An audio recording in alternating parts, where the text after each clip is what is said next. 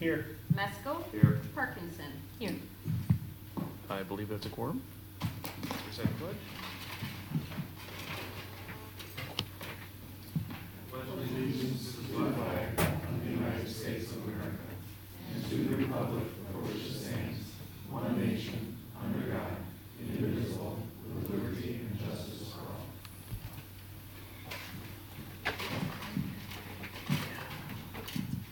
all. If I could have a motion to approve tonight's agenda. So move. A second. Are there any questions? Okay. Meskel. Aye. Strack. Aye. Mack. Aye.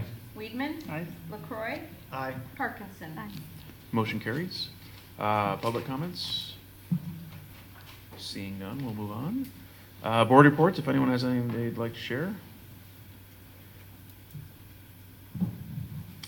I attended my first CEDAW meeting at the last, 2 weeks ago. It was very nice, and they invited me to join the executive board, so I'll be going to that first meeting tomorrow morning at 9:30, and then I'll probably have more to report later on. That makes sense. It was a big board. It was like 27 people attended the last meeting. I'm like, wow, how do you vote? So they vote by number, so I guess that works. Oh, very interesting. Okay. Anyone else? Superintendent report? Just a few things. We are in the middle of summer school, and summer school is going very well. A couple different major programs. So our EL program for summer school, we have 148 students attending. There were 160 who registered. It's fairly typical that we have some students who eventually don't show up. But of those 148, the attendance has been good. The directors, coordinators told me that it's pretty fun to see teachers coming from different schools to be the teachers of the summer school program, and they're using consistent engagement and thinking map instructional strategies, and that's something we've been focusing on with the instructional coaches all year. So they said it was pretty fun to see teachers from different schools working in summer school all doing similar things, which was pretty cool. Our Title I program is also at Avon. We currently have 62 students. One of the things that they noted was that the fourth graders, the kids who just finished fourth grade, as part of their summer school are actually doing the required reading for fifth grade. So, and they're getting some help and some support and getting some practice with the teachers so that they will feel really comfortable when they get back to school and have conversations about the fifth grade book. So that's one of the many things that they're doing, but that's a pretty good thing for the kids to be involved with so that they can be actively ready. Both the EL and the Title I program said that it's been a good beginning. One of the challenges always when there's a new program in a new school is sometimes the transportation. But I wanted to give our note of thanks to Kim Scott, who's in the office. She worked out the issues, and part of the challenge is that they're going to a new school and their bus stops are different. And so some of the kids didn't know which program they were supposed to be in. They just knew they were coming to summer school. So a lot of adult intervention on those first couple of days, but now it's been smooth, which is really good. We have an extended school year program, and if Heather wants to add anything else, 119 students, and those programs are split between Prairie View and Frederick, with a good majority of those teachers being actually non-District 46 regular teachers because of the certification requirements and the number of people who are able to do that, but going well. Mm-hmm. Very well. Ellen also wanted us to mention that we had the groundbreaking last week. I was not able to be in attendance, but she said that somebody was there. I don't know if you want to say something. No, it was very interesting. We had shovels and bats, and the individuals from Performance Services gave a little bit of education on the amount of wattage and things that we're going to go in. And they're beginning the work. There's probably piles of dirt and apparently a porta potty over there, so everything is moving forward. It was very good. Did any press attend? No, not that I'm aware of, except for, Leslie. Yep. Yeah. Was there, yep. Took a good photo. Yep, some good photos. Leslie was there to get some pictures, which. And we was had the fun. drone, I think, Joe, you had your drone going too, up and over the top. Yeah, and we'll be taking pictures of the progress every day.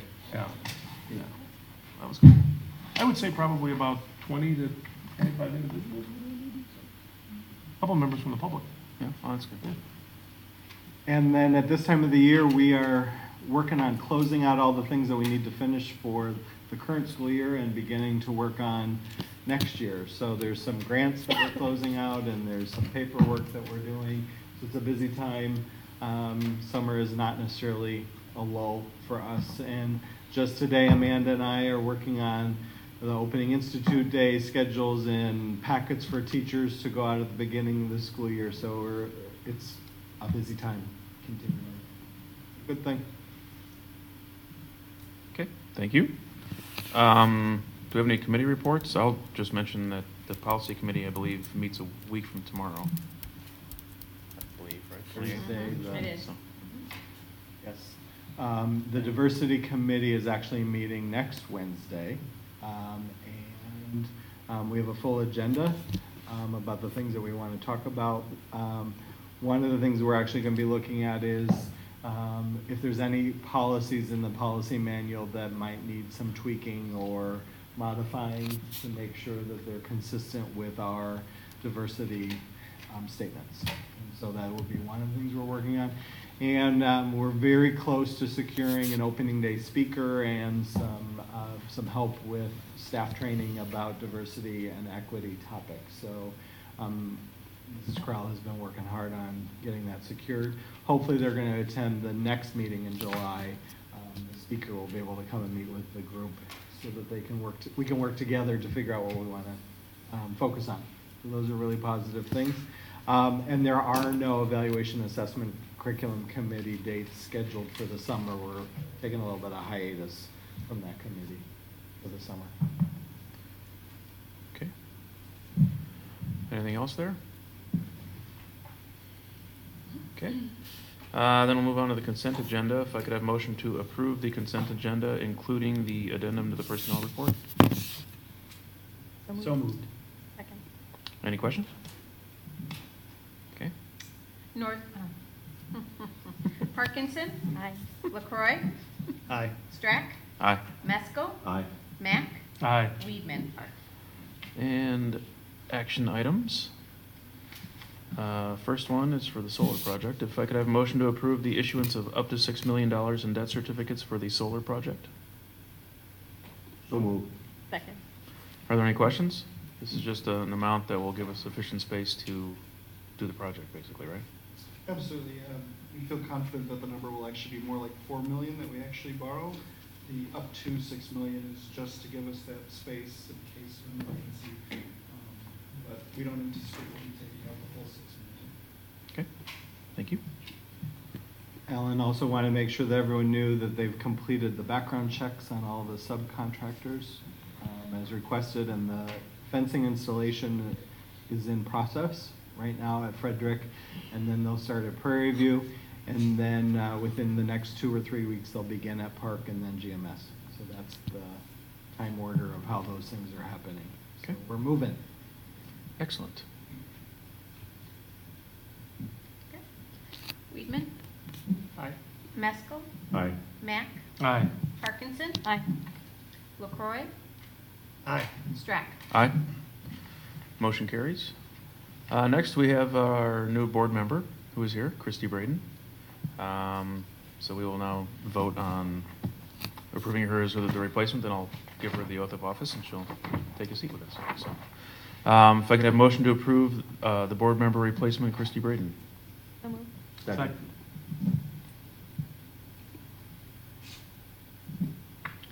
LaCroy. Aye. Strack. Aye. Parkinson. Aye. Mack. Aye. Weedman. Aye. Mesco. Aye. Motion carries. Let's do the oath of office.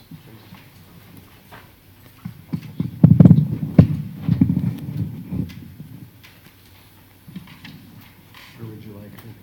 I'll come down. Go ahead and grab that mic. Sure.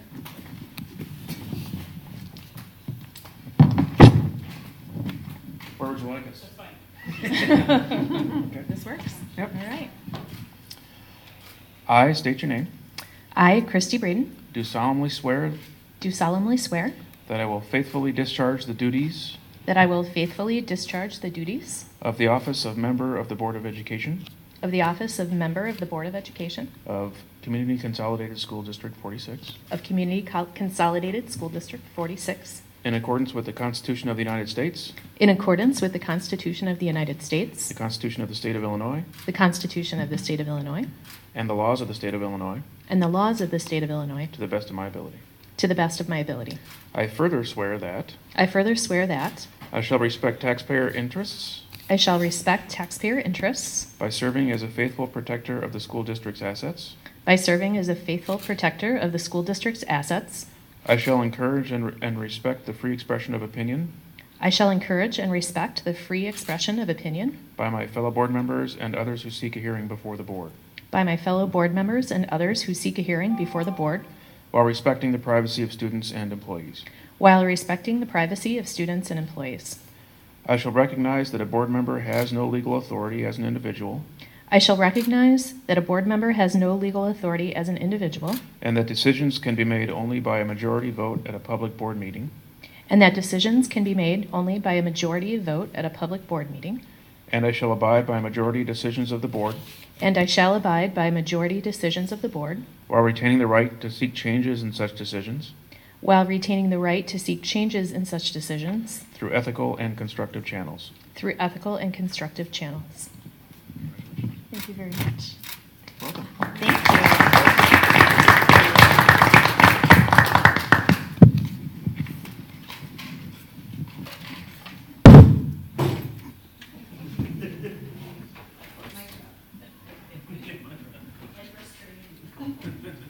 We should just say, I state your name.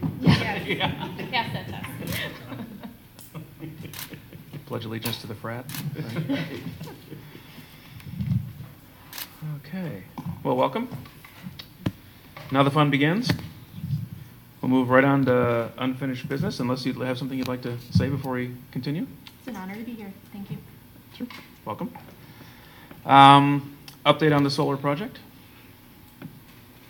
So I think we've given most of that at this point from Ellen's communication that Paul read, just emphasizing again that they've already begun work. We've seen the footage on the storage facilities that have been set out there, and they've already started work at Frederick specifically with silt fences and digging and other trenching work. Some of the pipeling's already begun, so they're actually moving pretty fast at Frederick. Prairie View is already staked out, so they're ready to go basically as soon as they're done at Frederick. So looks like that'll be, most of our fields will be done pretty soon, and then, as he said, about 2 or 3 weeks before they start the roofs in the other areas. So When's, I guess, technically a go-live date? They're kind of looking at just a ballpark. I'm not gonna hold them to it at this point. thankfully, because as we know, if it rains, like all these dates move around. So they're looking at end of August, early September would be a go-live date for most of it. The middle school will probably be a little bit later, as we're just still trying to work through some of the issues with the slanted roof and with some of the architectural tiles that they had. We feel comfortable with the work that they've done so far, but we wanted to make sure we crossed all of our T's and dotted all of our I's before they began work on that. So that's going to have a little bit of a later go-live date, but they're saying September would be a good start. Thank you. Thank you. Discussion of the after-school activity bus. So this was something that the board had proposed and had requested us to do some research into. At the board's request, we surveyed parents. We received 264 responses, of which 183 expressed a desire for an activity bus after school. We've had some discussions with Durham about the feasibility of that. Theoretically, it would be available for all students who are eligible for busing currently. And it would be at Frederick and GMS is what we specifically spoke to them about. We would have a pickup time of roughly 4:30 at Frederick and 5 o'clock at GMS. And Durham mentioned that they would probably have different drop-off spots than their normal drop-off locations for an after-school bus, just because it would be a broader a more diverse population, right, in terms of all of the students from GMS instead of specific routes. Let's see.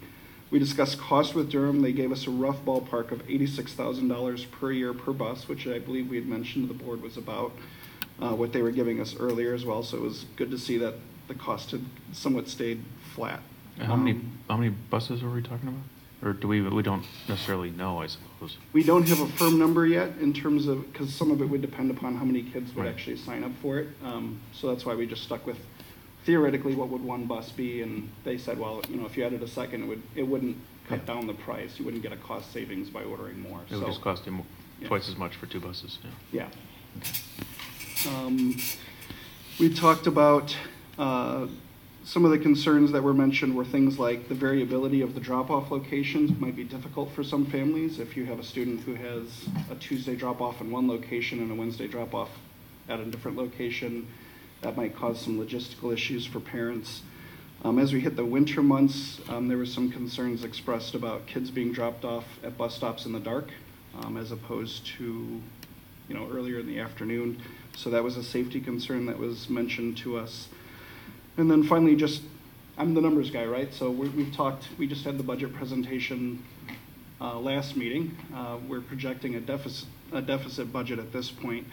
And we also found out recently that there's some grant money that we were hoping to receive soon, and we found out that we will not be receiving the grant money, so that might affect some of our budget presentations in the future.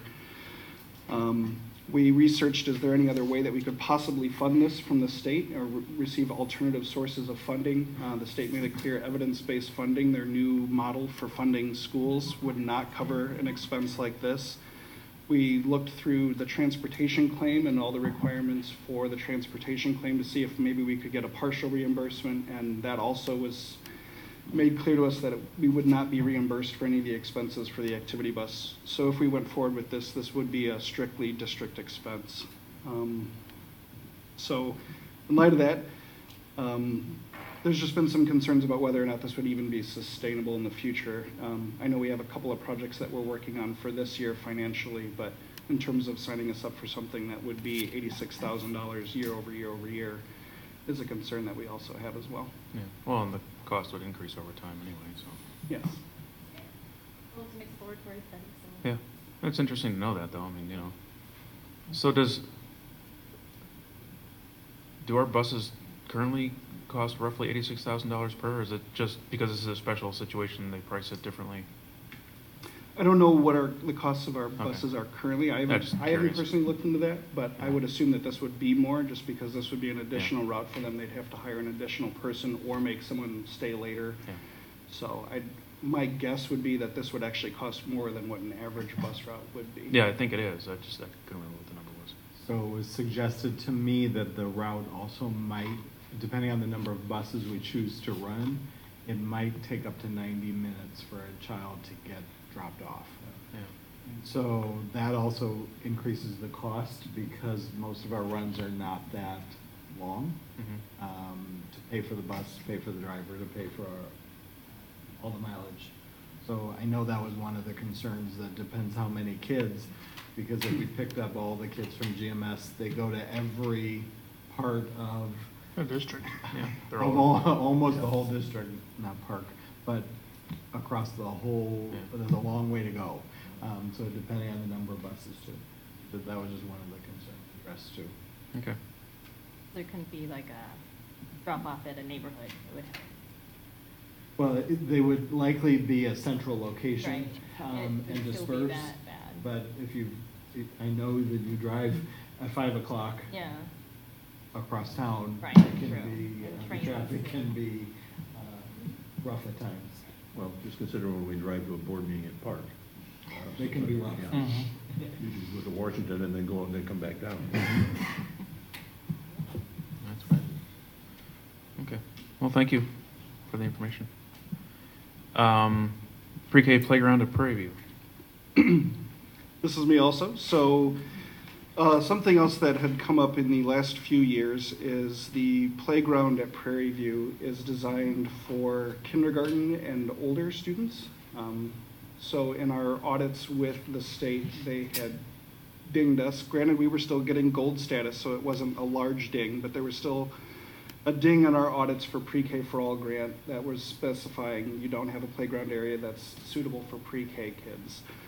We had a wonderful opportunity this year from the state where in the spring they said, hey, by the way, we have extra money. I don't know why the state would ever be in it, but hey, we thought this is worth going for. This is a great opportunity for the district to address a need that we had with additional funding that the state made available to us. So the state made available $35,573 for us to purchase additional, exactly that dollar amount,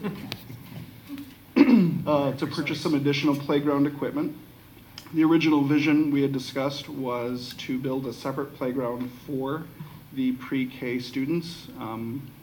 And part of the reason why we're coming to you in the middle of June is as we realized there were some grant funding cuts that we had received in pre-K, we had made some alternate plans to try to just maximize what we already have. So we're going to be redesigning and utilizing a lot of the existing kindergarten playground area, just taking out some of the stuff that's not age appropriate for the pre-K and then adding some more pre-K equipment that would be more suitable for that age range. Might I add? I don't know. We can fix that. I know you can tell that. This wasn't just necessarily a want. We desired this. It wasn't just precipitated by the audits necessarily. What happened, it's kind of the byproduct of things that you don't predict from adding kindergarten as full day, as well as expanding bilingual across the district. So it's encroached on a lot of space issues. Currently, pre-K is using the kindergarten space, which we have also learned our kindergarten space, they've changed their regulations, so any new structures, they're adjusting to the pre-K specifications. But what they currently were doing was we had a resource space that wasn't used regularly, so the pre-K, which currently is 7 a.m. sections and 7 p.m. sections, have been going through that space to access the kindergarten playground. Well, with 4 sections of kindergarten, one being bilingual at Prairie View, that posed a major problem in that we had no access point to the playground without messing with instruction. And that's 2 times a day, and now we're adding another section of bilingual pre-K. So that's 15 sections that we have to figure out how to get to that space. Is that fair? Absolutely. So I guess what we're coming to you with is we have this grant money that is specified that we have to expend it before the end of the year. And part of the reason why we're coming to you at the end of June is we're hoping to get some form of consensus from the board that it's okay for us to proceed with purchasing some of this playground equipment. We don't have a full proposal yet because we're still looking at the access issues. We've gotten some estimates for what it would be to install the equipment as well as provide some of the access. We've looked at things like a walkway just from the pre-K building around the building to the other side. We've gotten estimates on that. We're still trying to do some more research internally to see is there a better way that we can do it instead of that. Is there a faster and easier way for them to cut through the building? Maybe we can just add another exterior door that goes directly out into the playground. So that's why there's not a full proposal yet. I want to try to find what's going to be the most fiscally conservative way that we can accomplish what we want to accomplish. But this playground equipment, unfortunately, we're under a time crunch on because we have to start spending the money before the end of the fiscal year. So what we'd be looking for, like I said, is some form of consensus that we can move forward with purchasing the equipment at least at this point, and then we'll have a more formal proposal of how we're going to install it and what the access will look like at our next board meeting. Okay. I need to add too that unlike IDEA, which are federal grants, whatever we spend, we submit for reimbursement for. This grant that is going to fund the structure, we get the money anyway, and anything we don't spend, we then have to pay back in the next fiscal year, which is problematic with the next budget. So we've been afforded this money, so we need to utilize it in that capacity. So if I remember correctly, too, the company has agreed to store everything, the equipment until we're ready for it to be placed or determined, which would be very challenging for us to find a location to store and to have it available. And they have said that they would then bring it when they're ready ready for installation, or Right. whoever's ready for installation. And the primary structure that we've been looking at, originally when it was spec'd out, we were looking at the idea of our own playground, but we've had to forego that idea. So the backup plan was to look at, there was a proposal to adjust the existing equipment to make sure that it meets the parameters set by the state for the 3 through 5-year-olds. The reason why we think that's a better alternative to using the structure that we originally spec'd out was that it would increase our capacity from 63 students utilizing the space to 90 students because it affords more opportunity for playing on that playground. So it's kind of a win-win in that option. So that's why we selected the refresh of the existing structure using some new materials for slide height and things like that. The good thing, even though it's really for the early childhood pre-K program, because of the timing, it still would be the playground for our kindergarten students to have recess during the middle of the day. And that's when the early childhood kids are actually not in the building. Correct. And so we'd actually be able to use it mornings for the morning sessions, at lunchtime, recess time for the kindergarten kids, and then the afternoon for the afternoon sessions. So we would get a lot of use out of it throughout the day. Okay. Do we have consensus to proceed? I think, I mean, we have the money, but it's better than... Right. We have the money for the structure at this If juncture, they've given so us we're the money, we might as well exploring. use the money, so, Exactly. okay. Yeah, I'd say make sure the people who are closest to it have the biggest influence as to what we get. Right. Thank you. Okay. Thank you. Future agenda items? I don't know if we have a whole lot for July. I'm ready to write some down, but I have a few. One of them for our next meeting, we would like to talk about transportation in the manor. And so that has to do with the new sidewalks that have been put in and what direction we want to move with the transportation. Remember, the sidewalk was not necessarily our doing, but it does. Kim, our transportation coordinator, has been working very hard to figure out what some options are for transportation changes potentially. So we'd like to present that information to you at the next meeting. Okay. If that's okay. Yep. And the other one is Amanda and I have been working on the NWA map growth presentation. And so we will have that ready for the next meeting. We had a very positive meeting with the principals. That was just yesterday. And so we've been diving into the data to find some trends. And one of the things we're going to do is we're going to confront some of the brutal facts in the data. That's one of the things that we have to realize, that sometimes there's lots of positive things, but sometimes there's some areas, and that's why we look at data to see where we can improve practices. So there might be some subgroup conversations, some grade level conversations, some instructional suggestions that we're wanting to do. So that's all part, a preview of what we want to do at the presentation next time about NWA map growth. And actually, Amanda and I also had a conference call today with the new company called ION,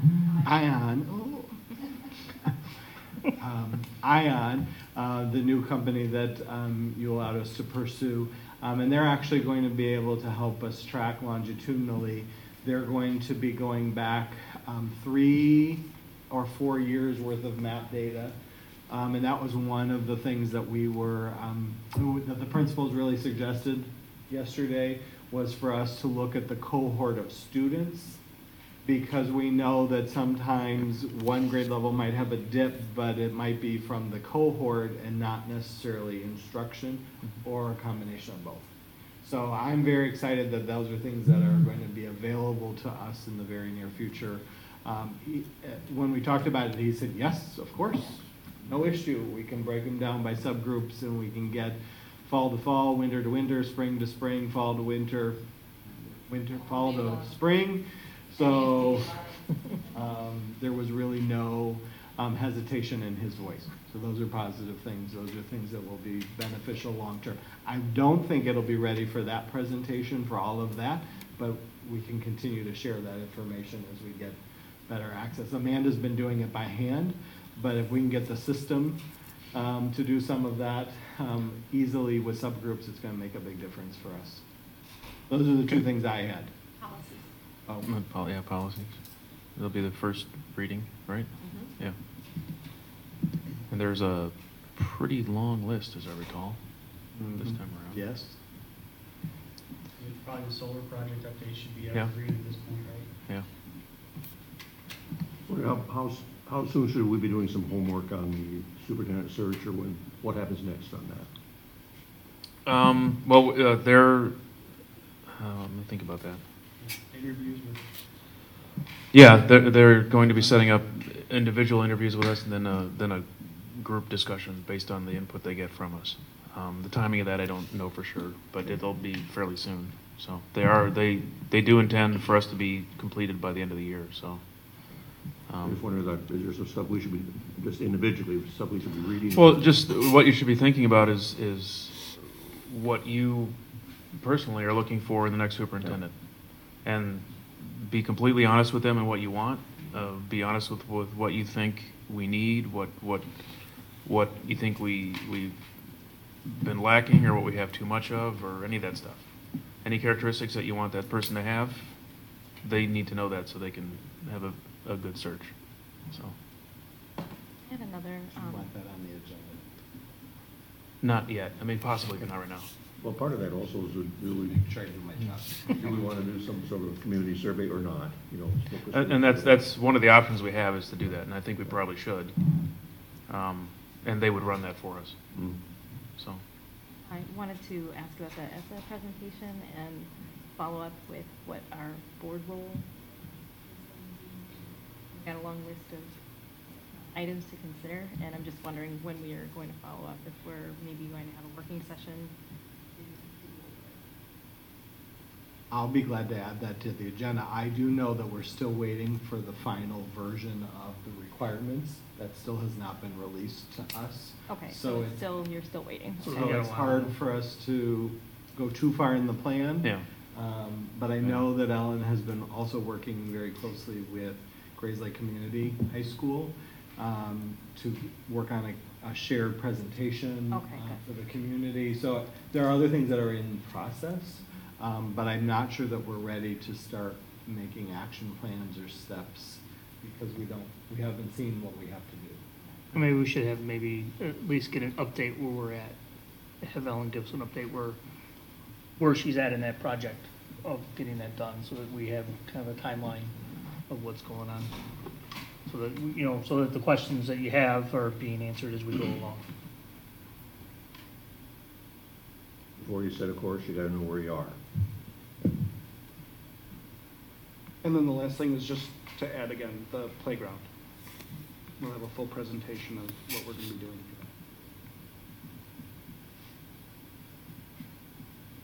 for that. Okay. Public comments? I don't believe so.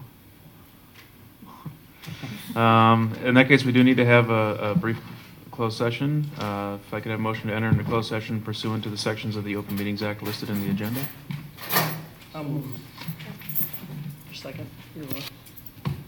And then Vicky. LaCroix, Aye. Parkinson, Aye. Mesco, Aye. Mack, Aye. Strack, Aye? Weedman, Aye. Braden. Aye.